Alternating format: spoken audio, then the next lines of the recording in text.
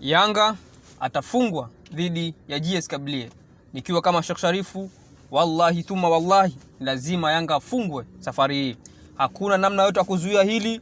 Nimewawekeni clip hapo nikiwa katika milima na majabali makubwa. Tazameni milima hiyo nilipo. Hiyo milima anapatikana shetani mkubwa hapa Tanzania, ambaye huyo shetani ndo anafanya watu wengi waingie kwenye maasi. Sasa mimi nimeshirikiana naye, tumeshirikiana mimi pamoja na huyo shetani ambaye anapatikana katika hiyo milima mikubwa mkoani Dodoma kuhakikisha Yanga anafungwa dhidi ya GS Kabylie. Hakuna namna yoyote Yanga anaweza kalepuka hili, lazima afungwe, na hakuna namna yoyote Yanga anaweza kapata goli hata moja. Lazima afungwe, asurubiwe na afe kifo kibaya sana. Mimi ndio Sheikh Sharifu ambaye nitahakikisha Simba anashinda dhidi ya Stade Malien huko Mali. Niwahakikishieni ndugu zangu, Simba ni timu kubwa, anaweza kashinda popote, na safari hii ataenda kushinda dhidi ya Stade Malien. Hakuna shabiki yote wa Simba anaweza kuandika anaweza kupita video hii bila kuandika Simba tunashinda. Mimi ndio Sheikh Sharifu ambaye nitahakikisha Yanga anafungwa kwenye sehemu ambayo nipo kwenye milima. Wallahi nakuhakikishieni Yanga hawezi katoboa, lazima afungwe, lazima asurubiwe, lazima aliwe kiboga mchana kweupe huko Warabuni.